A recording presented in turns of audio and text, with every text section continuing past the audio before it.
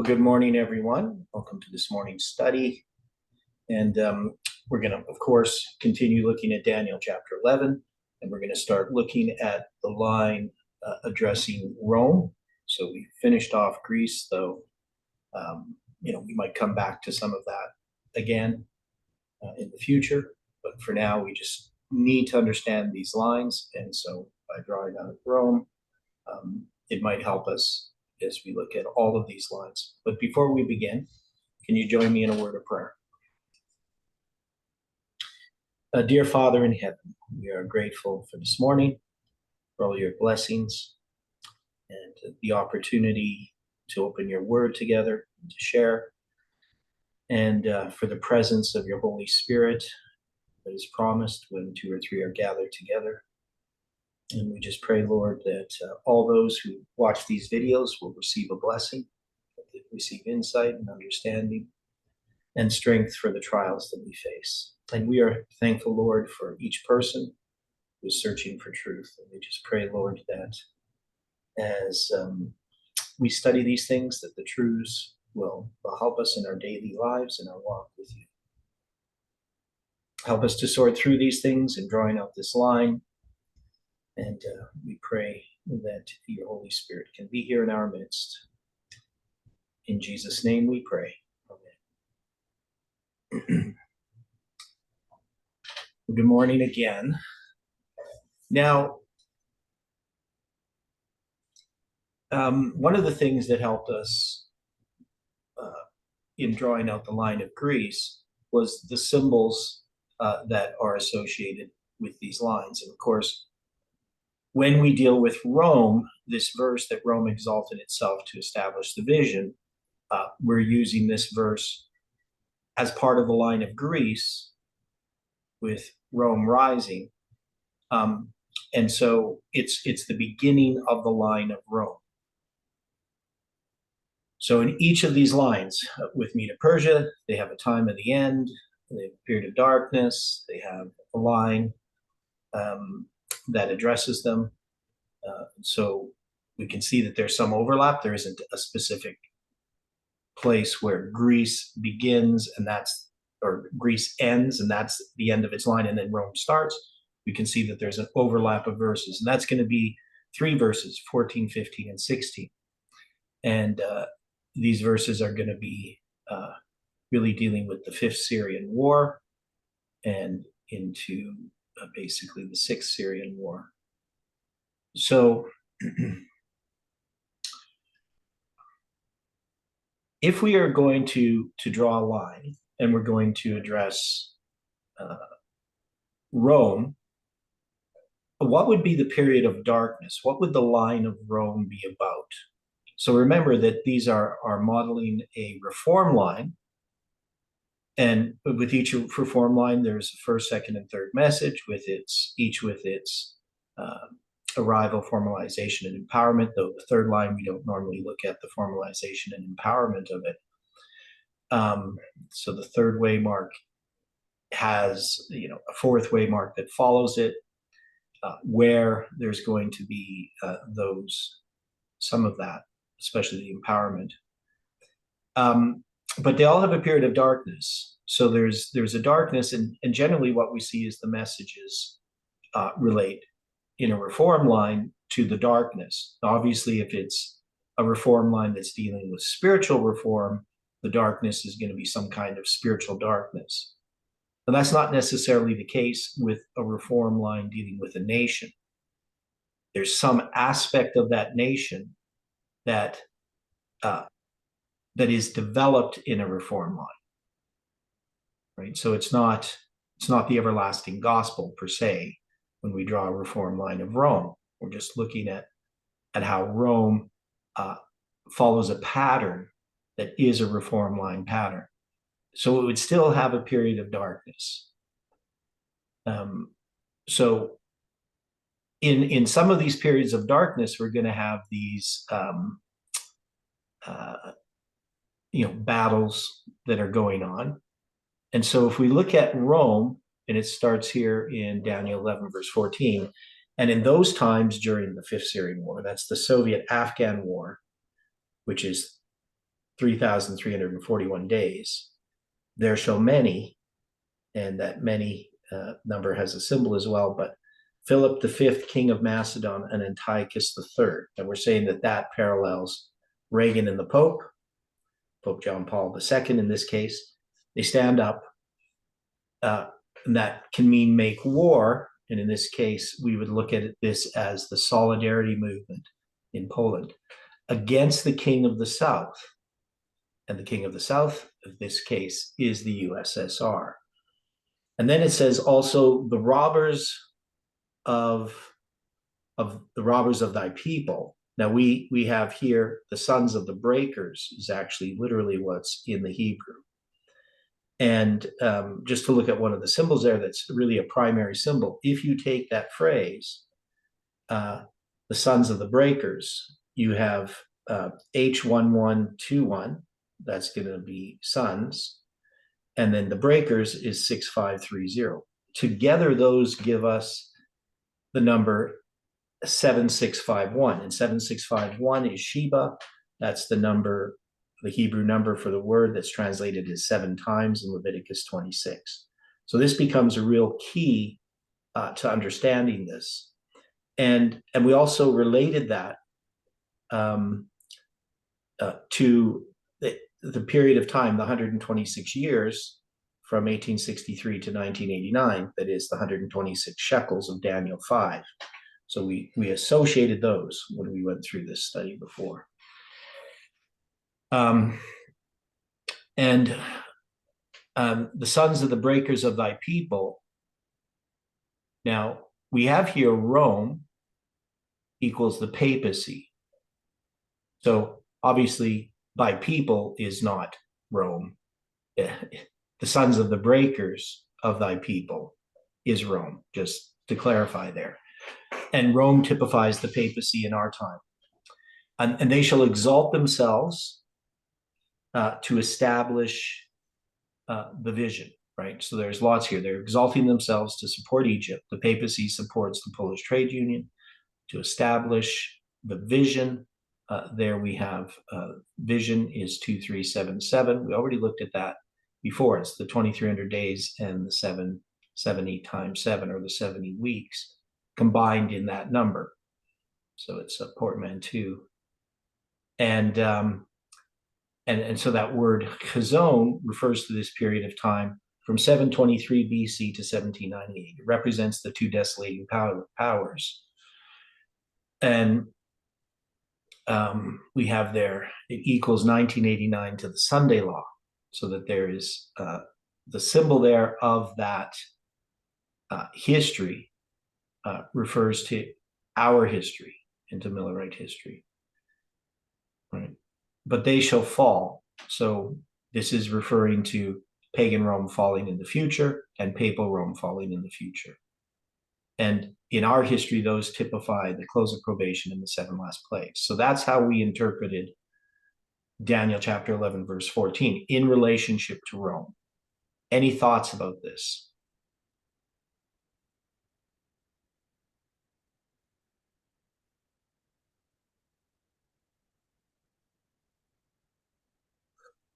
Because we did a lot of work on it. It took a lot to get this fleshed out in this way, because we really needed to understand it.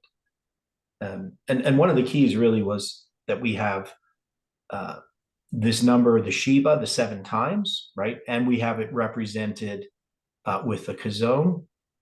So we have all of this evidence that this is pointing to the beginning of this reform line. So the period that precedes the time of the end, which is going to be 1989. And so the question then, if we have this, what is the period, what is this period of darkness that we see in verse 14 as it relates to the line of Rome?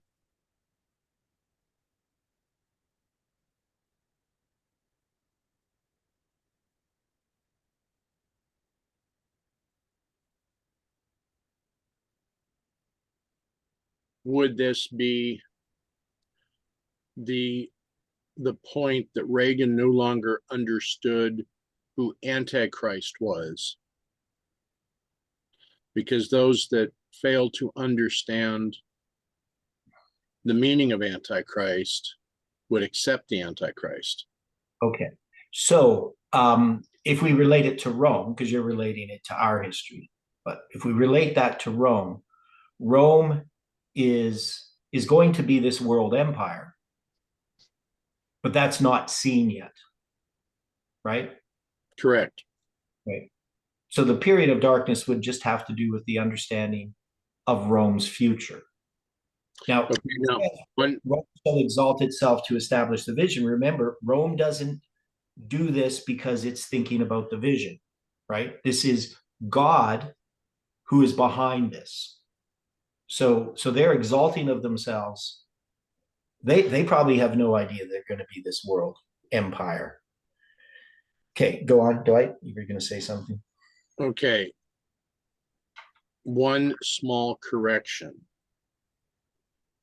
I don't believe that Ronald Reagan ever had a dealing with Pope John II. Oh, John Paul. Yeah. Be a little difficult for him. Thank you.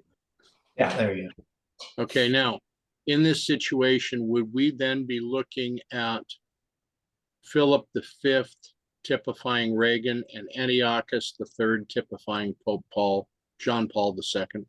Yeah, because Okay. you have Rome typifies the papacy.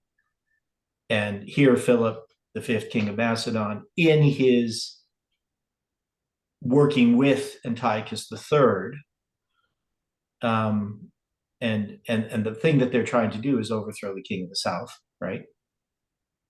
Which Okay. they do, right? So this is 1989, and so this is this connection that we see in this history. So one is we have the Soviet-Afghan War, which is occurring, but during that Soviet-Afghan War, we also have Reagan and Pope John Paul II working together. So this is during the Fifth Syrian War. You're going to have this battle, this attempt to overthrow the king of the south, which they do.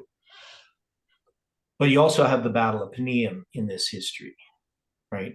So that's part of this history. I'm not sure. So that's the king of the north defeating the king of the south. So we didn't really put it in here by name at this point. I think, but basically it's implied there. So because it's in the history when we looked at it in the end of Greece.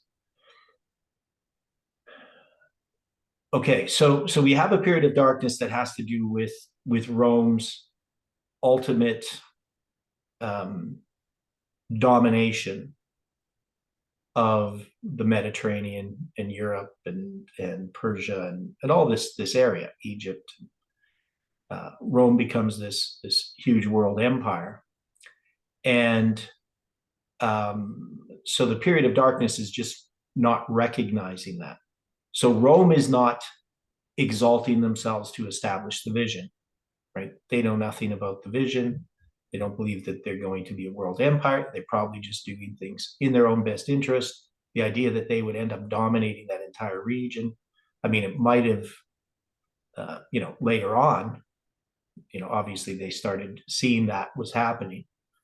But if you're looking at in around, 200 BC, I don't think that you're seeing that happening. There would be lots of different powers that would be contending, and probably you would see, that Greece would probably have the most, from people's perspective, they're this dominant power. That Rome is rising. There's no indication that they're going to be the ones that are going to ultimately dominate. There are a lot of other nations around. So obviously we see, Antiochus and the king of Macedon, right? They're going to combine, and they're trying to take over a lot of this territory of the king of the south.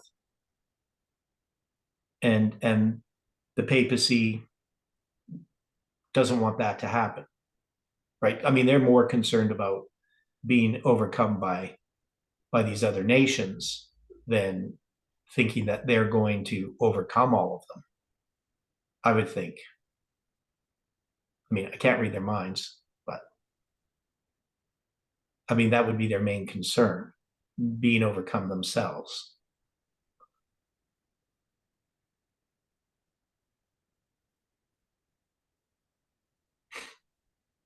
Okay, so we would say the period of darkness here, that we can look at this during this war, this Fifth Syrian War, when Rome exalts itself. Now, the idea of exalts, we have this number H5975.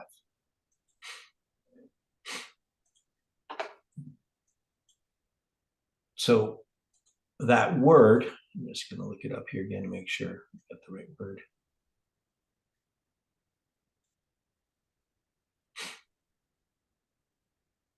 Yeah, NASA, right? Or Nasa, I guess it is pronounced. The accents on the ultimate syllable. Okay. Not sure. Where is it? NASA. It's hard to tell. Okay. Anyway, it means to lift, arise, right? So at this point, they're arising in biblical prophecy.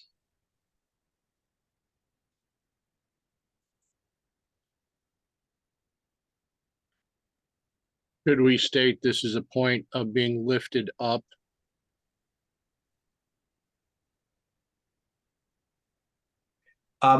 Well, no, they're lifting themselves up based on the form of the word. So they're not lifted up by anybody. It can mean, the word can mean bear, like to lift something up, but they're lifting themselves up. That's the idea. That's why they exalt themselves. So the form of the word that shows that.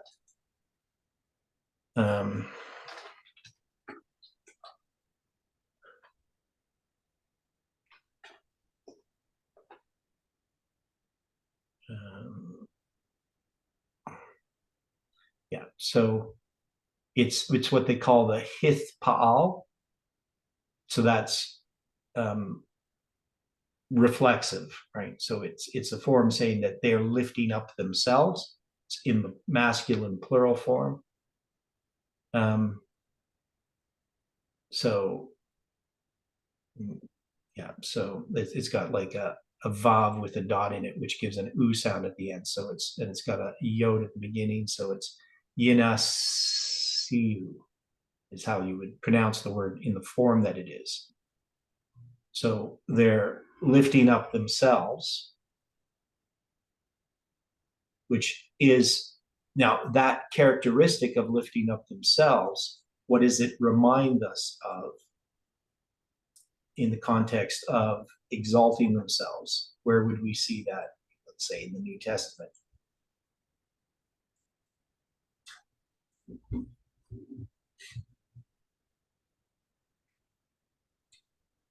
So in 2 Thessalonians chapter 2, verse 4, who opposeth and exalteth himself, right?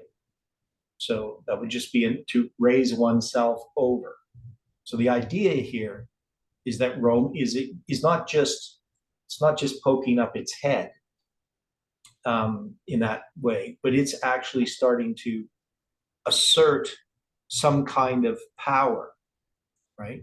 It's exalting itself, or that they're exalting themselves to establish the vision. And if we think about this, that this is the sons of the breakers, which gives us this Hebrew number 7651, which is the 7 times. How would we relate what the papacy is doing here to the 7 times? What would be a necessary understanding for us to recognize this? We would have to understand what.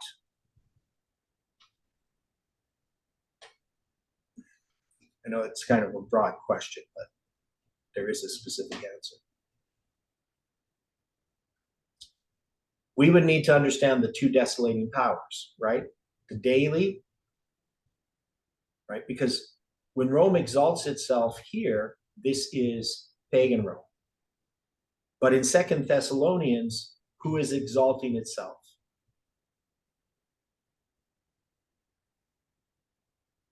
That's going to, take away the daily. That's going to be papalism, right? So we can see that without an understanding of the two desolating powers, I mean, definitely if we don't understand the Chazon, the 2520 for northern Israel, if we don't understand this, we'd have a hard time interpreting what's actually happening. So them exalting themselves here is typifying Rome exalting itself, papal Rome exalting itself at other times. Now, papal Rome, when does it exalt itself in Second Thessalonians chapter 2? When is that exalting of themselves referring to? What historical period?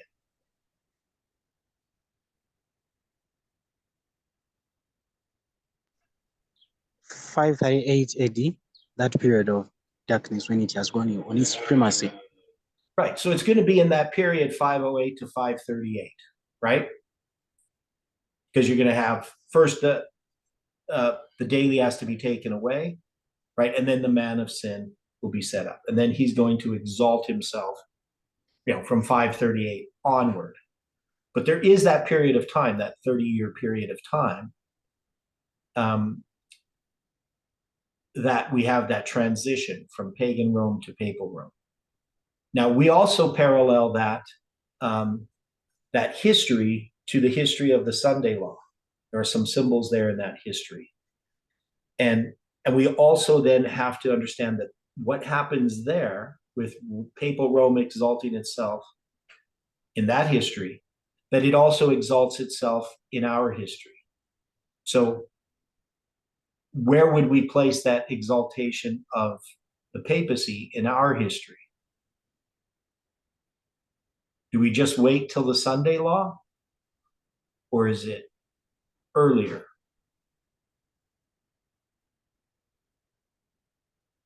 Wouldn't it be earlier? Yeah, so it's earlier, right? So the papacy and Rome, because Rome is going to first exalt itself before it's actually established in a sense as the nation, right? So it's going to exalt itself before the complete fall of Greece.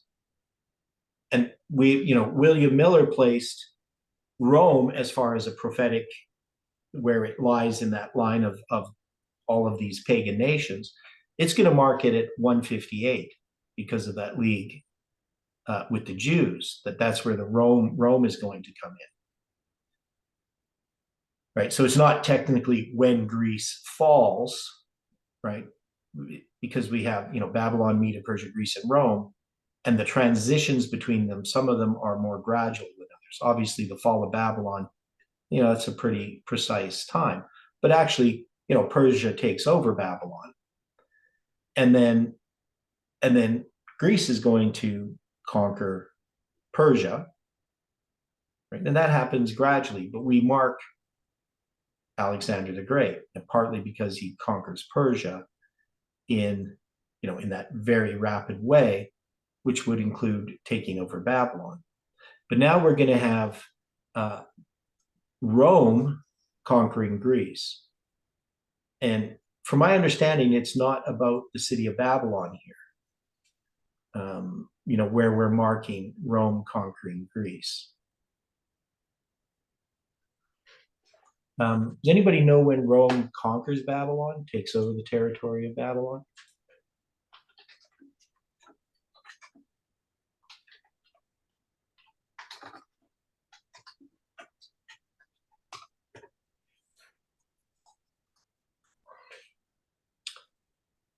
Okay.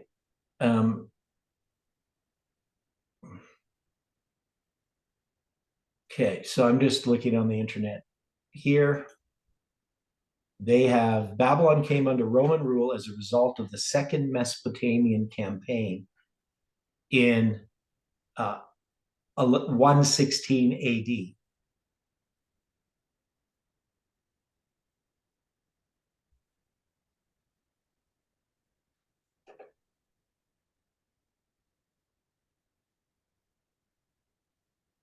Okay, any other insights into that? I would have thought it was sooner, but I don't think that Rome conquering Babylon was one of the points that we would normally look at, because right. Yeah, and that's what I'm trying to say is we don't look at Rome conquering Babylon as the start of Rome. We look at it in its connection to God's people. Right? That's when these different nations now. So when Medo Persia conquers Babylon, why is that when we mark the start of Medo Persia prophetically?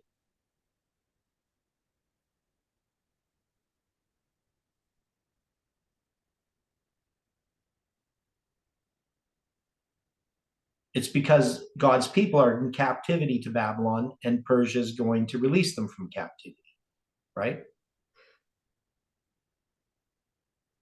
all right. Okay, so what about Alexander the Great? So we mark Alexander the Great as what I can't remember what Miller does.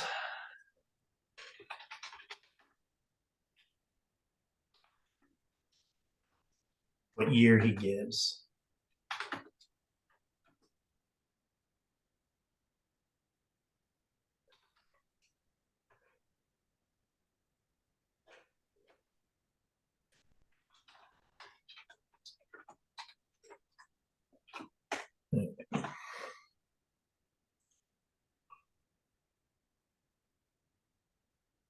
Okay, so I would have to agree with the comment that was made in the chat. okay, what does it say?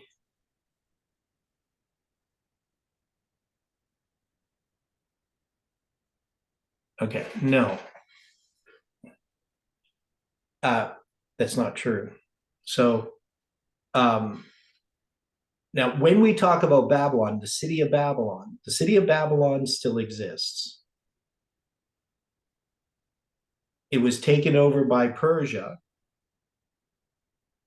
Do we have it destroyed? Well, maybe I'm wrong.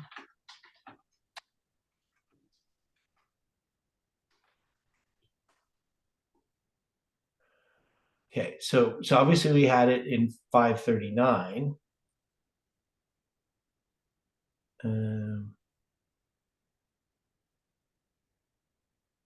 But as far as its destruction, okay, it says Babylon. Okay, here, let me take a look. So you could be right. I thought it was destroyed much later, but like after Rome had existed. But let me see here. Okay.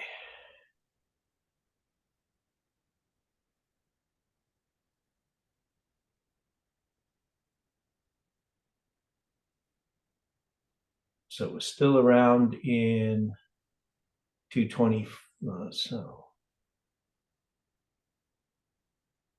So it was the capital of the Achaemenid Empire until it fell to Alexander the Great in 331 BC.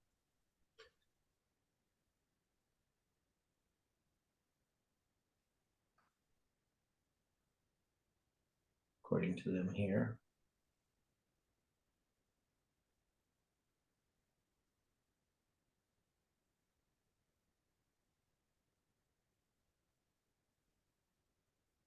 I mean, Cyrus conquered it, but he didn't destroy it. So after the Diadochi Wars, his successors fought Alexander over his empire generally, and the city specifically, to the point where the residents fled for their safety, or according to one ancient report, were relocated. By the time the Parthian Empire ruled the region, Babylon was a poor version of its former self. The city steadily fell into ruin, and eventually a brief revival under the Sasanian Empire never approached its former greatness. So I'm not sure when it finally, stopped existing as a city. And I think mostly it had to do with the change of the water courses more than anything. But anyway, yeah, definitely Babylon still exists as a city, but not as an empire. Right. So when I'm talking about Babylon here, I'm talking about the city of Babylon. The point is, we're not using the city of Babylon being conquered as where we mark these different nations. We're marking them where they are now in contact or influencing God's people as part of these desolating powers, right? That's where we mark. So we don't mark the city of Babylon. It's not really about Babylon, the city. It's about God's people. Correct?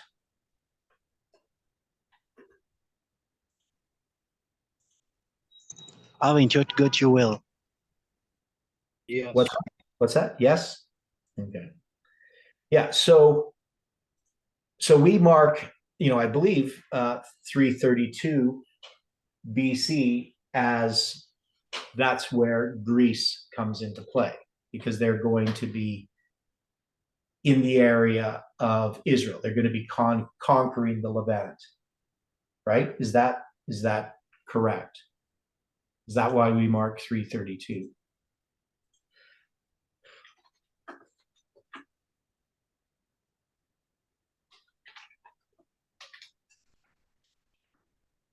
I would think that to be correct. Okay. Right. So that's why we're going to do that. So 332. I think I can't read the chart from here. Okay, but yeah, so conquered by Alexander the Great.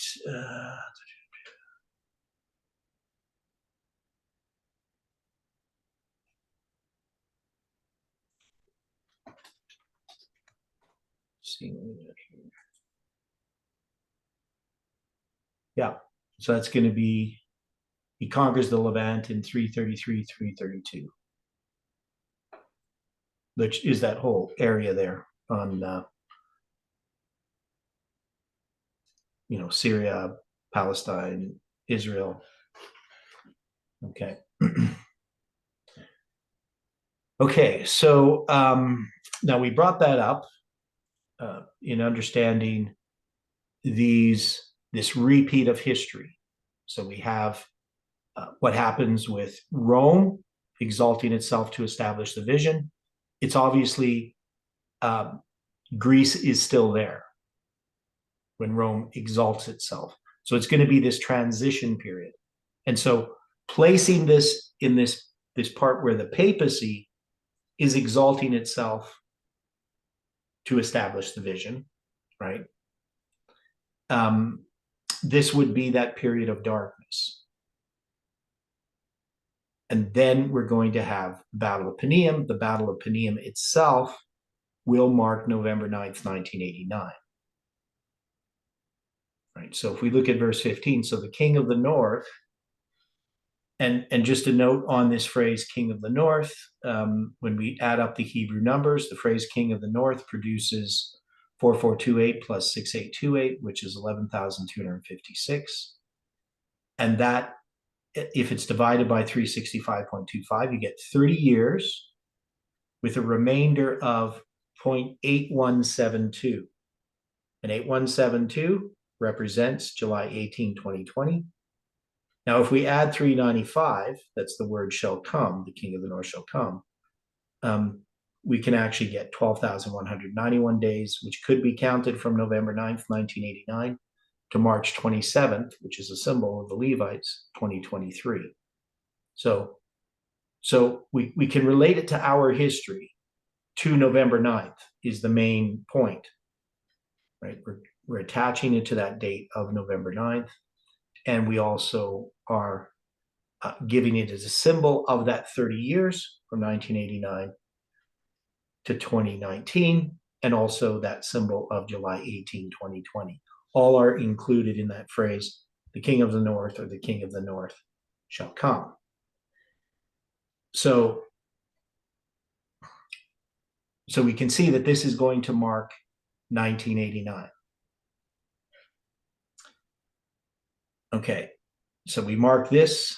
The Battle of Paneum parallels November 9th, 1989. We came to understand then the Battle of Raphia parallels February 15th, 1798, right? So those two can typify both of those events, the king of the south against the king of the north. Now the king of the north in the Battle of Paneum coming against the king of the south. Now he's going to cast up a mount, and this would refer to a siege, which is going to be this economic and military pressure. This is what happens in that history. And take the most fenced cities of Judea. So we're going to say that this is relating to the apostate Protestant churches. Now, we already saw this happening in that history prior to November 9th, 1989, where, Protestants were interested in Pope John Paul II. Actually, a lot of people became Catholics because of Pope John Paul II. And then it says, the arms of the South shall not withstand. So obviously the South is not going to win. They're going to lose the Battle of Paneum. And then it says, neither his chosen people. But this is the choicest people, not referring to God's people. And it doesn't say neither his. That's just somehow added, taking from the word, not, I guess, notwithstand. That'd be like a chiefest. Yeah, the chiefest people. This is the elect, the elite. Right? The global elites. So when we have this so they're not going to be able to stand, right? That is the USSR, and also the global elites. Neither shall there be any strength to withstand. So the global elites, the globalists, are they really opposed to the Soviet Union, or are they in line with the Soviet Union?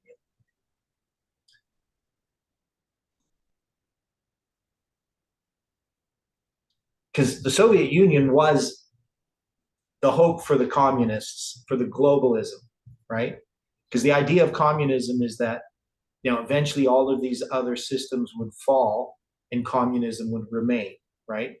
Capitalism was going to just disappear because it would become weak and communism was going to rule, right? So people like Klaus Schwab, now he's opposed to Russia, but he wasn't opposed to the Soviet Union, right? Because the Soviet Union was in line with his agenda at one time. But once you have the fall of the Soviet Union, now Russia is looked upon unfavorably by the global elites. Right? So with the fall of the Soviet Union, it is in a sense the fall of the global elites. But we know that they're not going to stand up, right? And they're not going to have any strength to stand up at that time in 1989. But they will stand up at 9/11, right? So we're going to see that what ends up happening is globalism moves from the Soviet Union to the UN. And 9/11 becomes this marker for those events, right? So 9/11 is the UN, in a sense, conquering, or at least taking over from the Soviet Union, right? So there's this transition from globalism in the USSR, the king of the South moves to the UN. And it's demonstrated in that period with 9/11, what happens at 9/11 with the Patriot Act. And this progressively happens, that the United States gets taken over by globalism, right?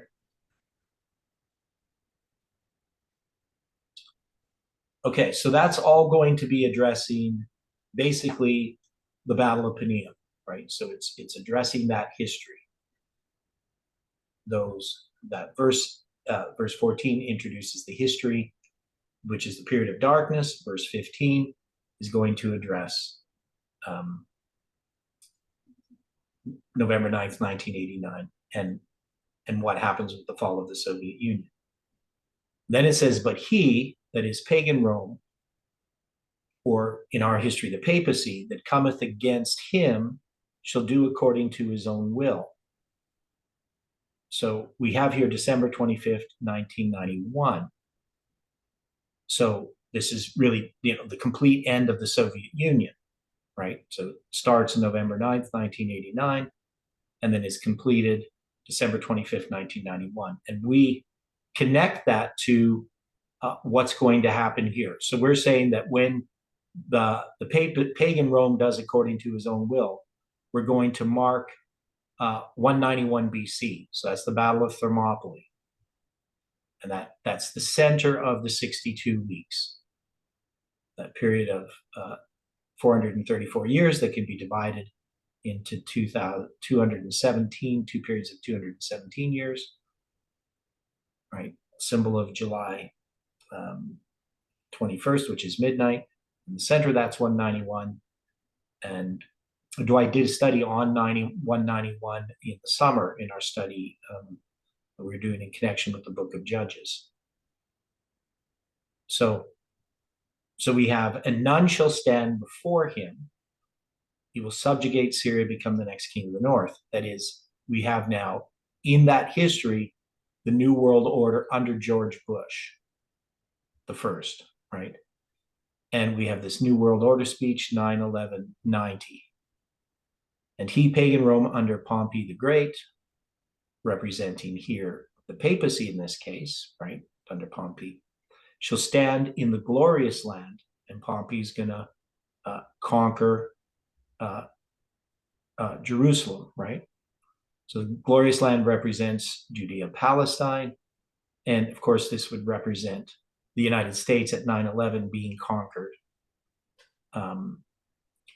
both by the papacy and by the UN in some ways, but which by his hand, so we have the word hand, 3027, which represents a message to the Levites, that is March 27th, shall be consumed.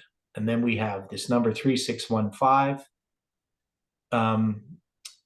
this word consumed, and we found that it had some application, but we're going to look at this at 63 BC, and this is going to give us 11/19/19.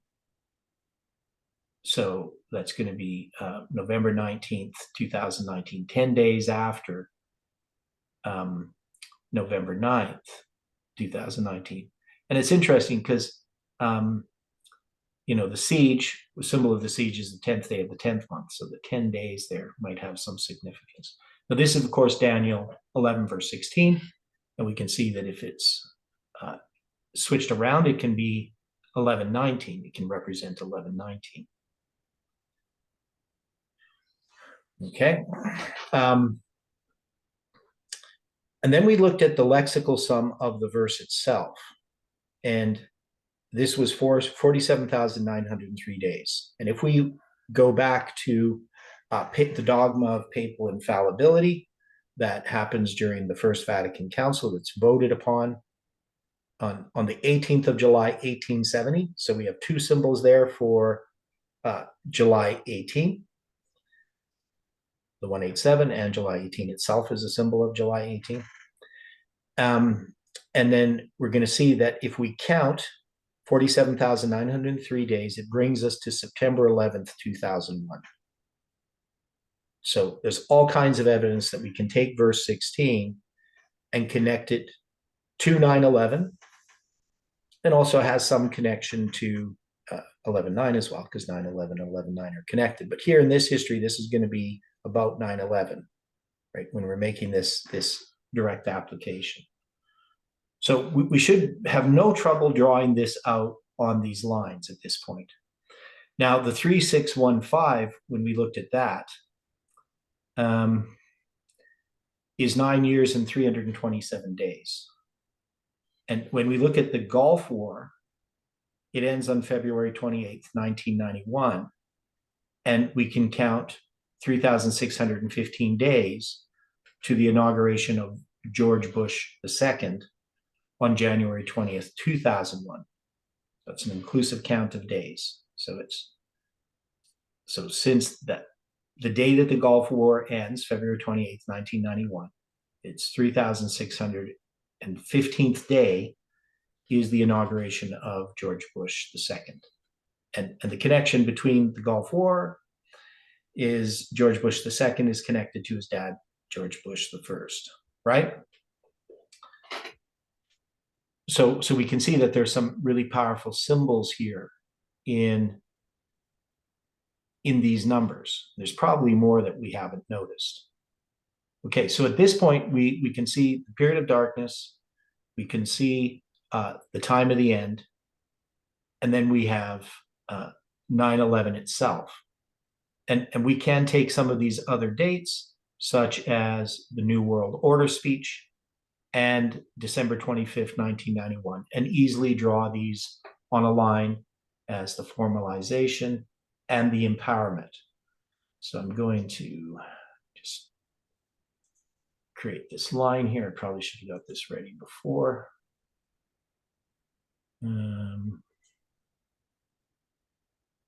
Well, okay. So I just made a copy of the one we did with Greece, but we're going to have to change all of this, of course. So, we're not going to have the 6 Syrian wars. We're going to have some spans of time. I'm just going to get rid of all this up here for now.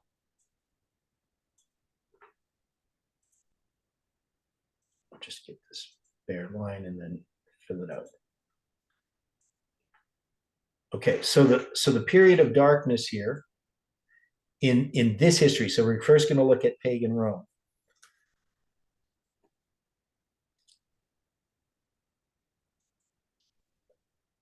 So this is going to be under, instead of this, what was happening before, this is going to be the 5th Syrian War. Okay, so the 5th Syrian War, we're going to have the Battle of Panium in this war. So during the 5th Syrian War, we're going to have this darkness. Now, the darkness itself has to do with Rome. So how would we describe that? What would be the best way to describe that darkness related to Rome?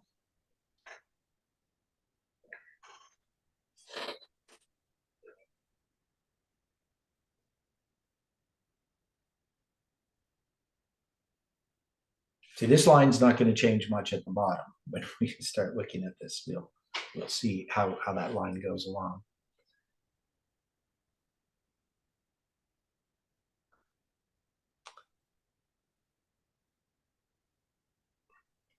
So how do we describe that darkness?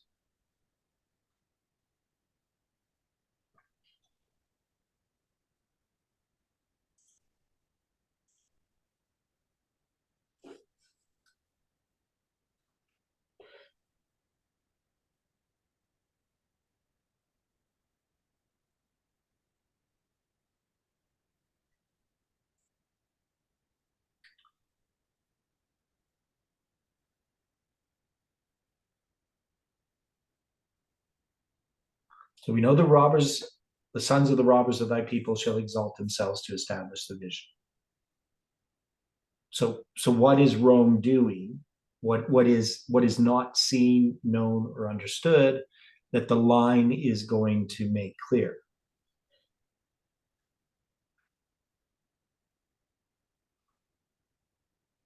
How could we describe this?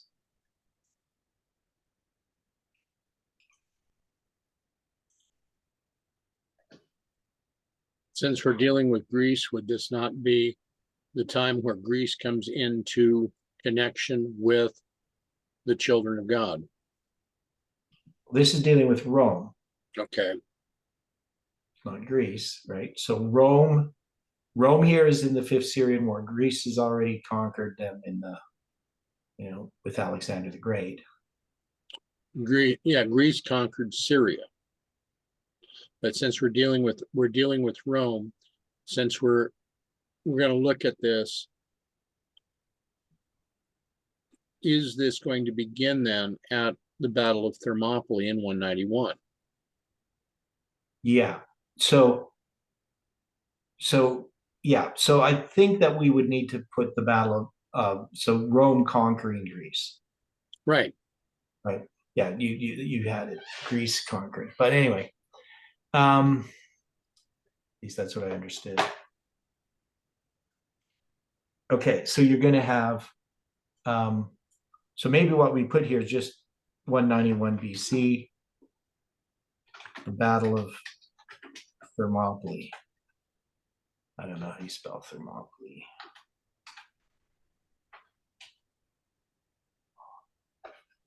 Oh, that's backwards.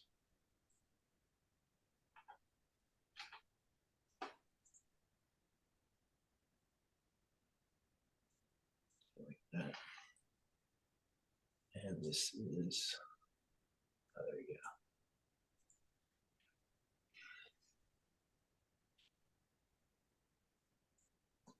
go. Okay, so we have the Battle of Thermopylae.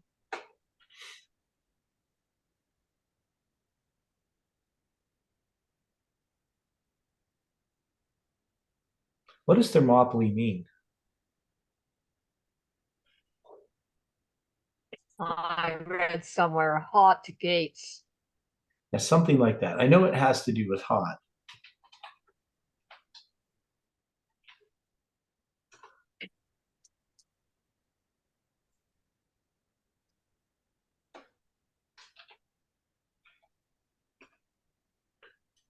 So Thermopylae.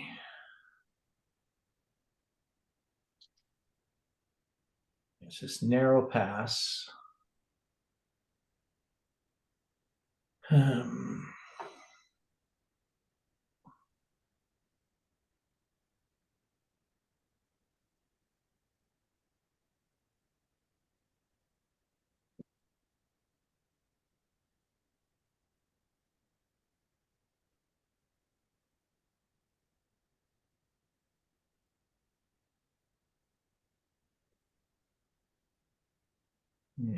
Yeah, hot gates. Thermopiles, I guess, is another way.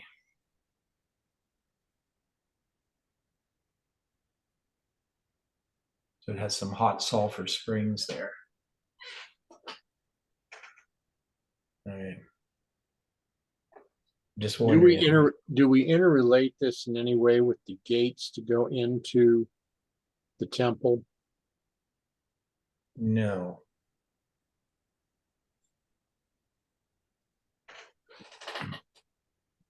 I mean, to the Greeks, it was like the gate to Hades. Okay. So, I mean, that would remind us a little bit of dealing with Panium itself, right? So there would be a similar symbol with Thermopylae and Panium, right?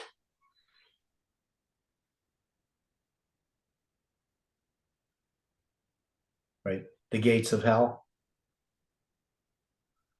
which Christ refers to Panium. Understood. So anyways, so we have this Battle of Thermopylae. So there's lots connected with it. Obviously, we end up with the Battle of Panium, also giving us that same sort of symbol. So that is going to parallel the Soviet-Afghan War. So Rome is arising. It's exalting itself to establish the vision. Now, and again, it's not Rome recognizing that it's doing that. It's exalting itself to establish the vision is from God's perspective, from the biblical perspective. So this is one of the things where we see, that God's hand is behind this, right? It's a very subtle little difference. But if you think that Rome's exalting itself to establish the vision, that Rome is thinking it's doing that, That's much different than if it's exalting itself, but this is in order to establish the vision in God's providence. It's quite a different idea. Because, see, Greece and all these other empires, they want to exalt themselves, to exalt themselves, right? They have no idea about establishing any vision. Now, Greece is not going to stand. It's going to fall. It's not going to be this world empire in which Christ is then going to be crucified, because the vision says that we need this fourth kingdom. And so that's why this has to happen. That's why we have what's happening in Daniel chapter 11 is showing you these pagan nations and how we're leading to Rome, under which Christ is then going to be crucified. It's going to be in his time that the 70 weeks are completed. Right? So this is so important a point that it can sometimes escape us, because God is not giving us this history of these nations as a curiosity. He's not giving us this history of these nations in detail in the way that these nations would see things. He's giving us the history of these nations prophetically as symbols of something that's going to happen. And he's doing it to establish all of these prophecies, specifically the 70 weeks and the coming of Christ. That becomes the focus of this. Because remember, at the beginning, Daniel has understanding of, how do they word it here? In Daniel chapter 10, right?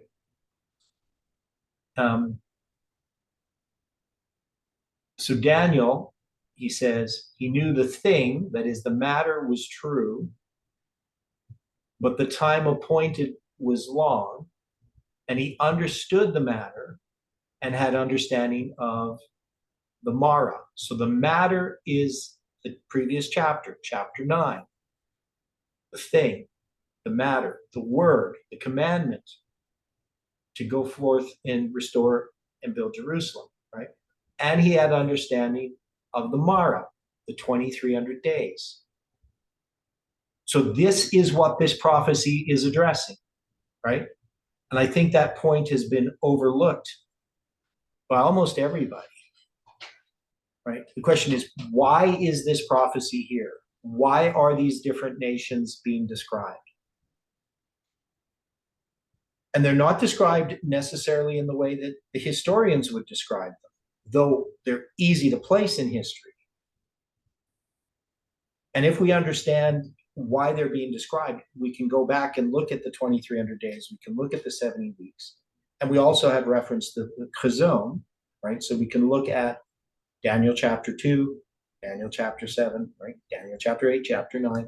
All of these things we looked at in detail, plus the prophecies in the book of Revelation that come from the book of Daniel. They also give us light on understanding Daniel chapter 11.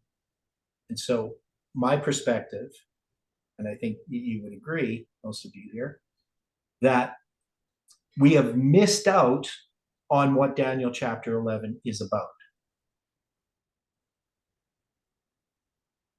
That this is really about the 70 weeks and the 2300 days, and even more really the 70 weeks, almost more than anything, because it's about Rome exalts itself to establish the vision because Rome is going to crucify Christ. That is absolutely necessary in order for this vision to be established. If Christ would have come in the time of Greece, it wouldn't have, if Greece had been the power in the time of Christ, I guess maybe more. Christ, all that history wouldn't have happened the way that God wanted it to happen. No, it's not saying it the best way, but you understand what I mean. So we have Rome exalting itself, and now we're going to have a line that's going to show Rome's history that's going to relate to its role, right? Because Rome has a role, and that role is partly the crucifixion of Christ. It's also typifying the papacy.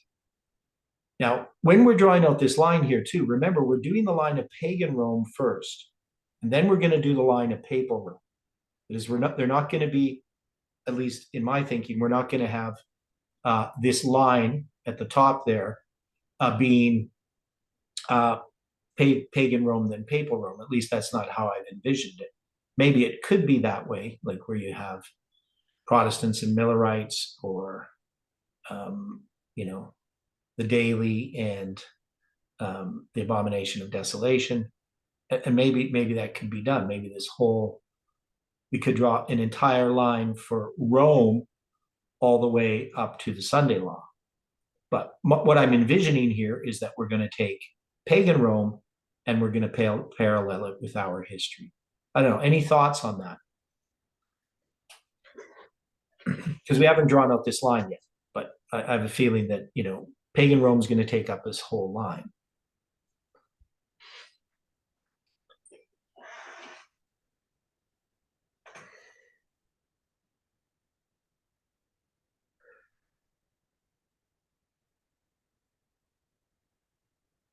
I'm not going to disagree. I think the pagan Rome will take up the line. The question is how we're going to be able to basically line this back out with what we've been discussing before. And that's what we're working on right now. Yeah, and I don't think we're going to have trouble doing that. So, because we're going to have like all this history of Rome that we've looked at. I mean, we've paralleled it with our history as well, but just the history of Rome itself. I mean, to me, it should come up to all of this history up to the destruction of Jerusalem, at least, right? I would agree. And the reason why I say that is because when we go back to Daniel chapter 9, it's going to address, the crucifixion of Christ in the midst of the week and the destruction of the city and the temple by Rome, right? By Titus. So it's going to address all of that history. Here, this is going to be fleshed out in much more detail. So now when we get to Rome, we're going to get to the rise of Rome, and then ultimately to the demise of Rome to some degree, because we're going to have Rome pagan and then Rome papal. And I'm not sure how that transition is going to happen. I mean, it is possible maybe that we could have a line that includes in Daniel chapter 11 pagan Rome and papal Rome. But I think we'd have to zoom out quite a bit and leave out a lot of detail to do that. And I don't think that that's primarily the way the line should be seen. Okay, Angela asks about the Battle of Thermopylae in 480 BC and another 191. What would that signify for us? And I wondered about that. Now, the Battle of Thermopylae in the history that we have in Daniel 11, it's not particularly mentioned, but it is in the book of Esther. And then I shouldn't say it's mentioned there. It's that battle is the plan for the battle against Greece, the plan that Persia has to overthrow Greece or to conquer Greece, is the subject of chapter 1 behind the scenes, right? That's why they're having these meetings. Now, but when it comes to Thermopylae, I keep trying to understand what that symbol is, where we would place it on a line. Now, here in this line, the Battle of Thermopylae in 191 BC, we're putting in this period, which is exactly center of the 62 weeks, right? So we have to keep that in mind, and that 62 weeks, the center of the 62 weeks, symbolizes the midst of the week, right? If we remember that the 700 or the 217 years on either side of 191 BC that marks the beginning and end of the 62 weeks is I guess it ends up being 31 weeks, right? And then the midst of the week, it's in 31A that it's 31 AD that it's divided. So the idea is that the 62 weeks gives us the symbol of 31 AD, which is the midst of the week, right? So those 62 weeks are not just, sort of some leftover mathematical anomaly because of the 70 weeks having the 7 weeks at the beginning and the 70th week at the end, that they're actually key to understanding when Christ is crucified. That they give us that symbol of 31 AD. They also give us the symbol of midnight. And we know that midnight also has a chiasm in Millerite history. July 21st is the center of the period of time between the first day of the first month and the 10th day of the seventh month. So these symbols are all intertwined with each other. But the Battle of Thermopylae itself, here we have it as this period of darkness, but that is in connection with the 62 weeks, right? So we have to keep that in mind. Yeah, so 289 years, so 2 times 8 times 9 is 144. So that's interesting. Yeah. So there's lots of little things like that we end up finding. All these little, they're not primary, or secondary, maybe tertiary or quaternary evidences. They're just things, little details that are there that show that there's these connections. But a primary one here would be that this is the midst of the 62 weeks that we're marking, and that this is really an expression of what's going to happen in the midst of the 70th week, right? So it's going to lead to Rome rising to the crucifixion of Christ.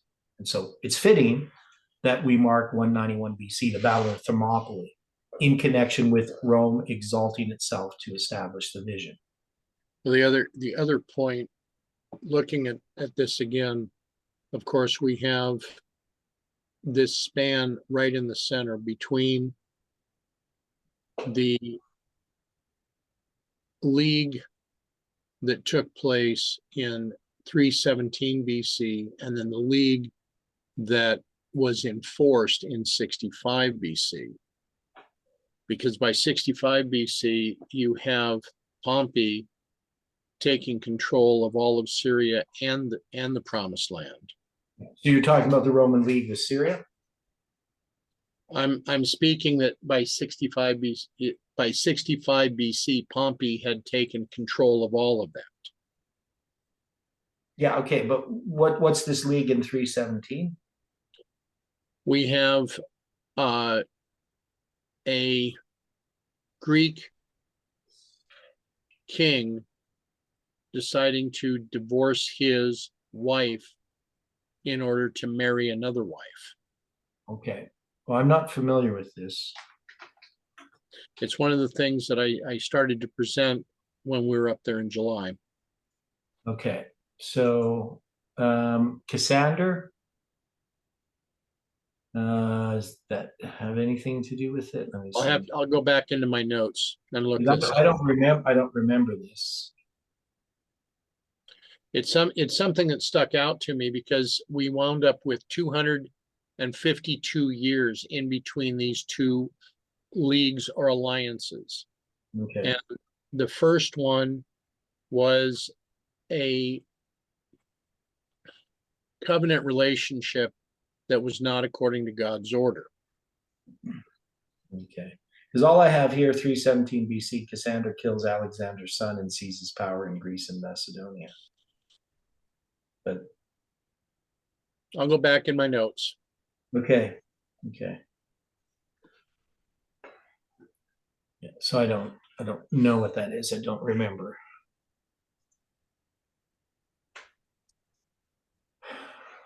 Okay, so if we're going to mark the time of the end, I don't think we're marking that as the Battle of Thermopylae. I mean, this is unless we're going to put it into some other context. So what we had in verse 16 is the time of the end has to be this war of the king of the north against against Greece, or against Egypt, right? So we normally mark. Let me see here now. I will stand corrected as I'm looking at this.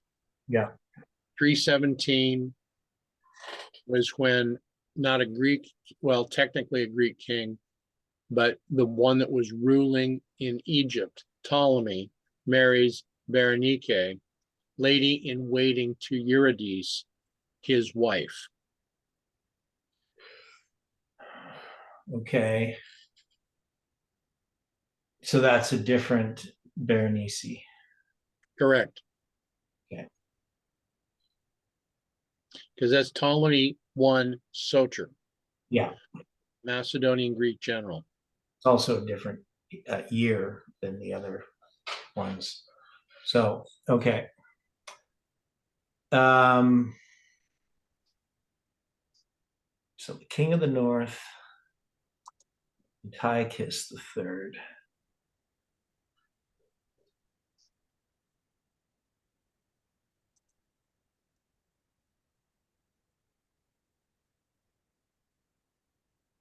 So this would be the Battle of Panium that we would mark here.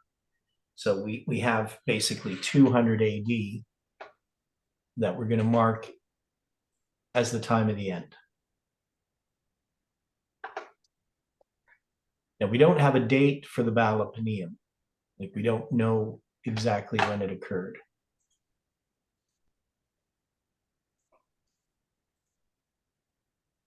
We'll just put here Panium. Definitely Panium typifies that history. Typifies 1798. Or pardon me, 1989. Right. Raphia typifies 1798. Panium typifies 1989. So we can see that it's typifying this. Okay. So then we have the Battle of Panium. November 9th, 1989. And then we're going to have that pagan Rome, that is the papacy, comes against Seleucid Syria. Seleucid Syria, the USA. So pagan Rome, or the papacy in our history, and shall do according to his own will.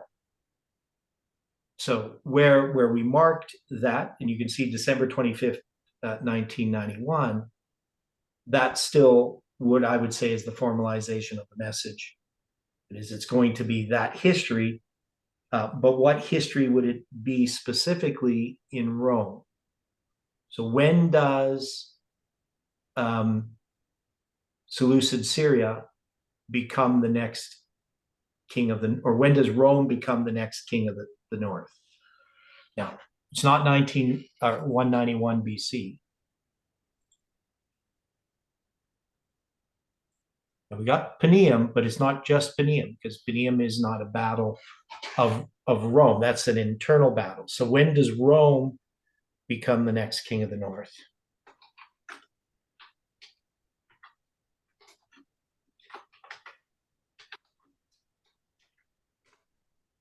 What's the year? So I think the part, well, maybe, I think actually we got this backwards. So I think because Panium's after this, so, or before this. Correct. Yeah, so I think actually we put 191 BC here. And I think we have to have just the Fifth Syrian War up here. I think that's better. Yeah, okay, there we go. Yeah, I knew there was something wrong. Right. So the Battle of Thermopylae we would put here as the formalization. At least I think that's what it would be. Then we would have an empowerment. So they're ultimately going to conquer. Now this is called the Roman Seleucid War. And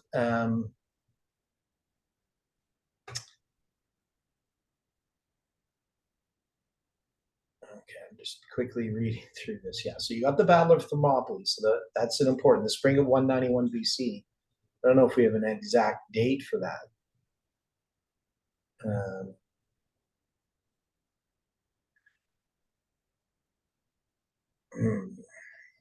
I will look.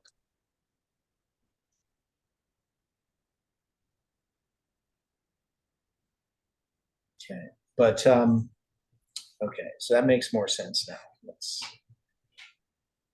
So we got the Battle of Thermopylae, and then we're going to have all these things in connection with Rome. So, I mean, it's not so much of what the historians say as an empowerment. We would have to say, where is this empowerment?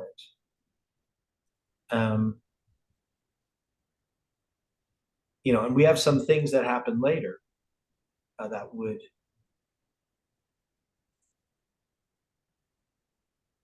So what about the day of Eleusis? Would that be an empowerment of Rome?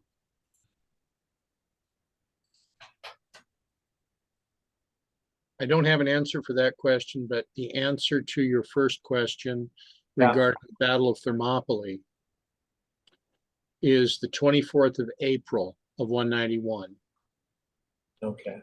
which on the biblical calendar is the 29th day of Nisan, 29th day of the first month.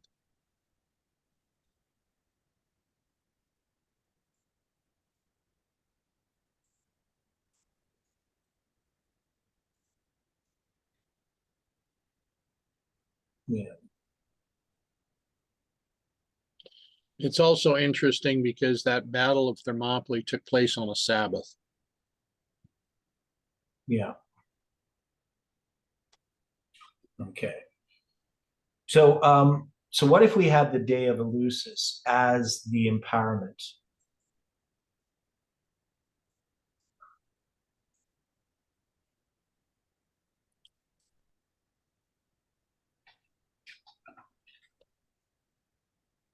It's possible. I just need some further information. Why would we be looking at it this way? Well, because the power that Rome then has over Greece.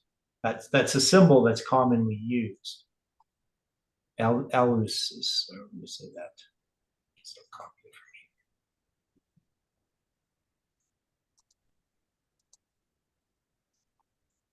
Okay.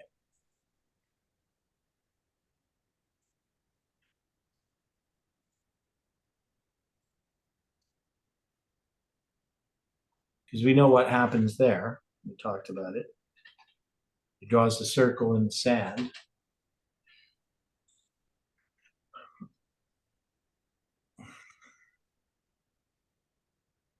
I mean, is there something else that we could use more as an empowerment?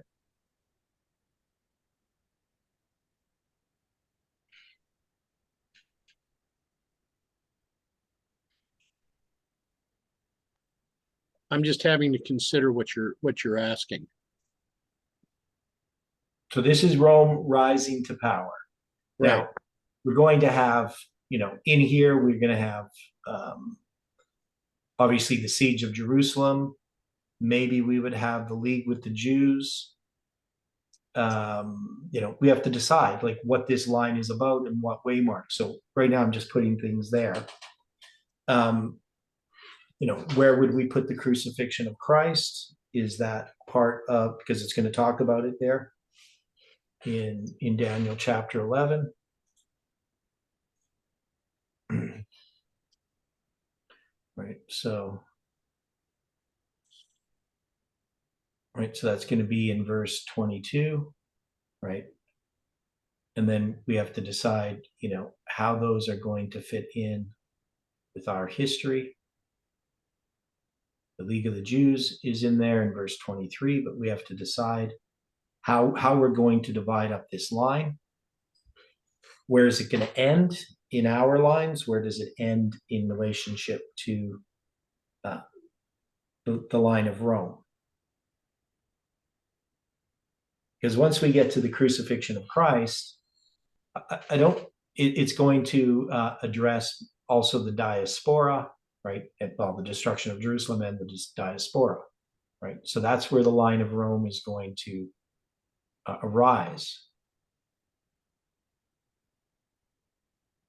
So at least we go to verse 24 for this line.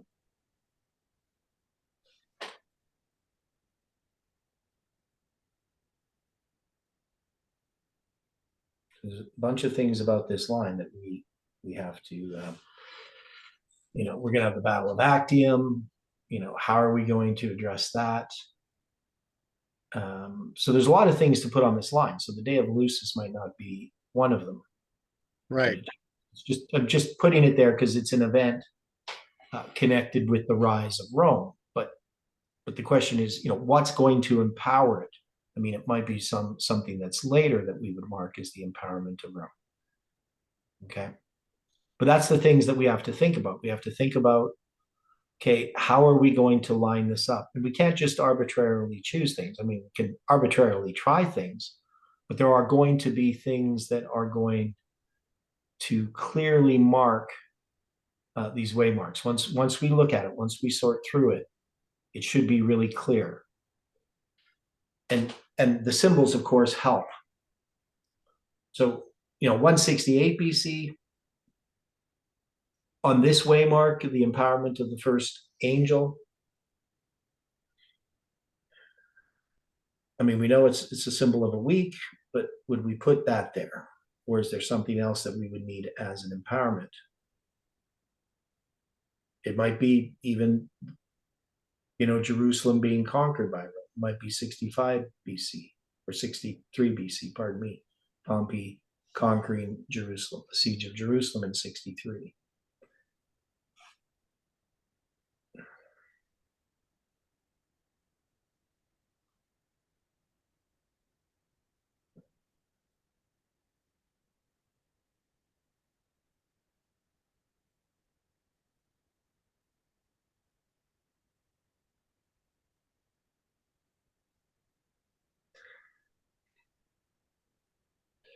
Now, other things that we had, you know, in our lines, we had things like the Battle of Actium and the Edict of Milan and so forth that were symbolized in these verses.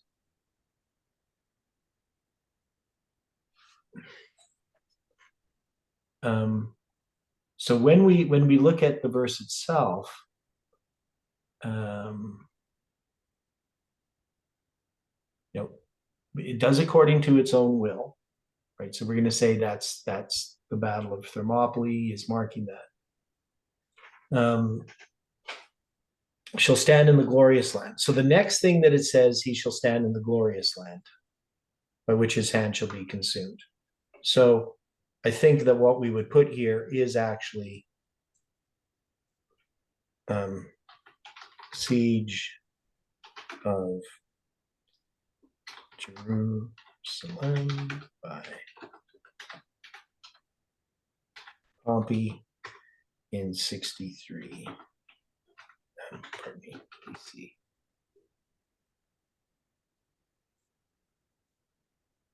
So, because that's the next thing mentioned. He stands in the glorious land. And this makes sense in the context of how we're understanding this line. Because Rome is going to exalt itself to establish the vision. In order to do that, it has to conquer Jerusalem and it has to conquer Jerusalem in order to crucify Christ.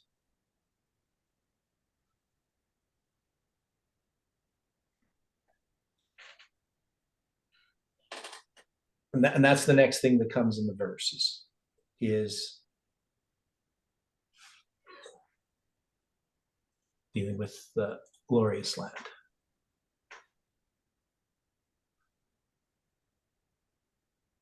He does according to his own will. That's it conquering Greece. So that has to do with its, and none shall stand before him.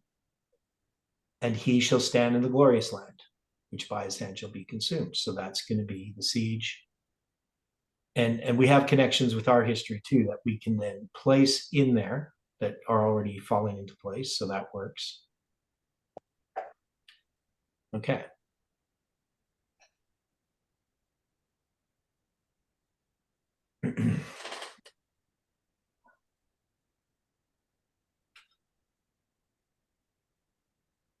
And then it's going to talk about pagan Rome under Julius Caesar is going to set his face to enter Egypt with the strength of his whole kingdom. And the Jews, the upright ones with him, the SDAs, right, in our history, the Jewish forces loyal to Caesar led by Antipater. That's the Protestants and spiritual formation. Thus shall he do. That is, thus God has appointed by his providence that he shall give to Caesar, that is George Bush II, the daughter of women, the world, the UN, the dragon power, corrupting her, causing her ruin, fall of the world, but she shall not stand, neither be for him. After this, he, Caesar, shall turn his face unto the isles, the Mediterranean basin, multitude peoples, multitudes, nations, and tongues, and which is the UN, and shall take many, but a prince, that is Michael your prince, which represents the 144,000, shall cause the reproach to cease. Right. So here we have the cross mentioned in this history. Without his own reproach, he shall cause to turn upon himself, even though he doesn't have his own reproach. So we're going to stop there, I think. Anybody have any comments? So you can see where we're going. It's all going to fall into place really nicely. And these different kings. What's that? Seems like a good start. Yeah. Just Yeah. And we've already kind of worked it out. We just haven't drawn it on a line, but it's going to fall on the line really nicely. And then, and then we have an application, also a present truth application, which is going to change this line a little bit. Because we have to address what is the period of darkness in this particular line. Why is Rome, paralleling whatever this history is? It's not going to be exactly the same as the line below, but it's going to be similar. Okay. Okay, well, if there's no more comments, we can close with prayer. Dear Father in heaven, thank you for your goodness and love, and for the study here this morning, and for your presence and your peace that you give us. We ask for you to be with us throughout this day, to be with those that we love and care for. May your angels watch over them. And we pray for one another. Bring us together again to study these things according to thy will. We pray and ask in Jesus' name. Amen.